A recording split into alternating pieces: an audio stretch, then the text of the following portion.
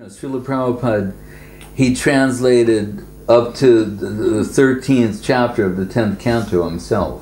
Сам Шрила Прабхупада лично, собственноручно перевел Бхагаватам вплоть до 13 главы 10 песни.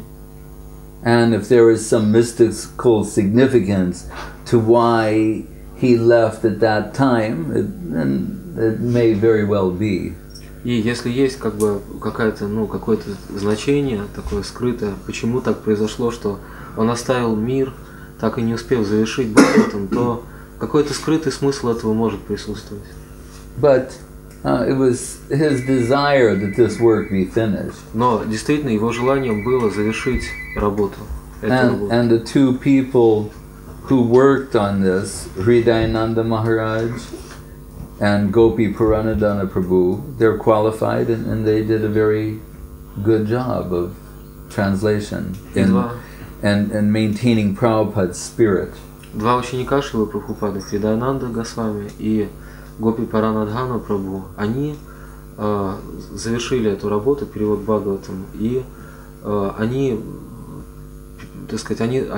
следуют духу Прабхупады в своих переводах, и это нечто аутентичное, подлинное. We may desire that the commentaries of Vishwanath Chakrabarti Thakur be published separately because of the depth and insight and detail.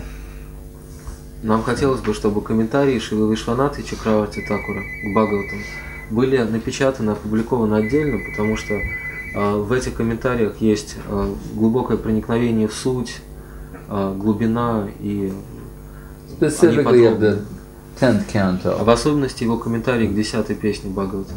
But from what we can see is they maintained Prabhupada's spirit as well as his style. So it's almost a seamless transition. Но когда мы смотрим на переводы, сделанные двумя его учениками, то мы видим, что они сумели сочетать в своем переводе как дух Прабхупады, который присутствует, так и его стиль. Поэтому это такая успешная попытка. So some details or esoteric points may have been overlooked, but for the most part, people can read that book and understand that it's an authorized publication and get benefit from reading it.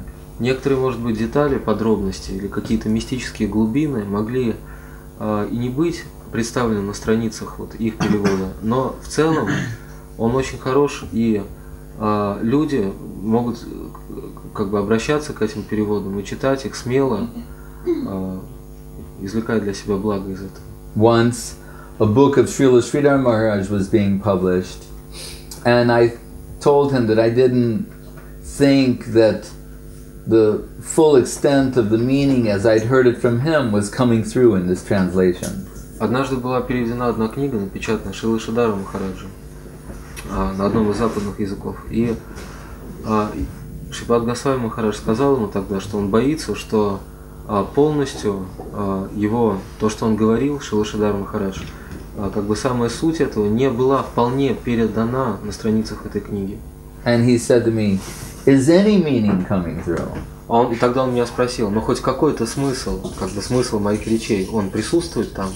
And I said, "Oh, definitely, it's coming through. I just don't think it's to the full extent of what you're doing." Я сказал, разумеется, самая суть, суть того, что вы говорили, передана на страницах этой книги, но может быть, как мне кажется, не вполне, несовершенно. And he said, "Well, then it has its value." Он сказал, тогда эта книга обладает своей ценностью. He said, just like if it's time for a class and someone's giving explanation on a particular sloka, it's not that once they've spoken that nothing more can be said about that. They've given what they could. Он сказал, это все равно, как когда дается лекция, класс, так называемая лекция по какому-то священному писанию, и обсуждается некая шлока. Какие-то смыслы и значения, толкования этого могут быть даны, но это не означает, что шлока исчерпана этим. Всегда есть что-то, что... When Srila Prabhupada himself prepared his commentaries, he would look at the commentary of Sridhar Swami, Jiva Goswami, Vishwanath Chakrabarti, Viragavacharya, and others, Saraswati Thakur. Когда Шрила Прабхупада писал свои комментарии к Шримад-Бхагаватам, он опирался на такие источники, как Шридхар Свами, как Вишванат Чакраварти Такур, как Вирагава Свами, как Ачарья, Jiva Goswami, and others. Сарасвати Такур и другие источники. And then take from there and put what he felt was appropriate. И он брал из этих источников что-то и, так сказать, составлял на их основе свои комментарии. So his disciples followed that same process. И его ученики следовали тому же самому процессу в своем переводе. But what that tells us, the fact that there are so many commentaries, that it's possible for there to be more commentary and more light drawn. И как бы из этого следует, что могут быть даны комментарии, как бы одни истолкования объяснения, но это не означает, не исключает возможности еще каких-то комментариев и открытия как бы других смыслов.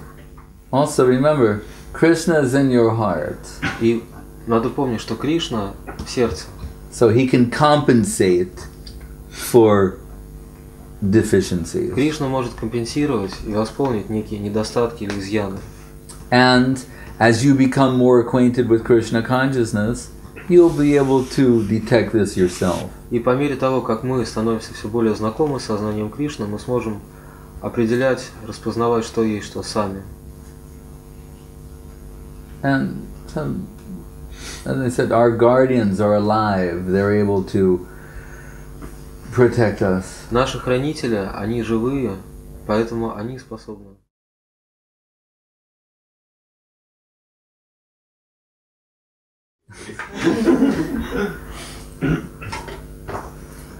Mind your own lesson. Учи свой собственный урок. You know, understand, what is in front of you, what is being offered to you. That itself is infinite. То, что дано нам, то, что присутствует здесь, это само по себе нечто безграничное. You're in the primary class and you're worried about what Einstein and his friends are studying and discussing. Мы находимся в первом классе. Это все равно, что первоклассник начинает думать, размышлять и пытаться постичь суть теории Эйнштейна. I'll give another example. In the Srimad-Bhagavatam it says Parokshabhada Vedo Yam Balana Manushasanam, that just the way you deal with a child to get them to gradually accept things, so spiritual instruction is given in installments.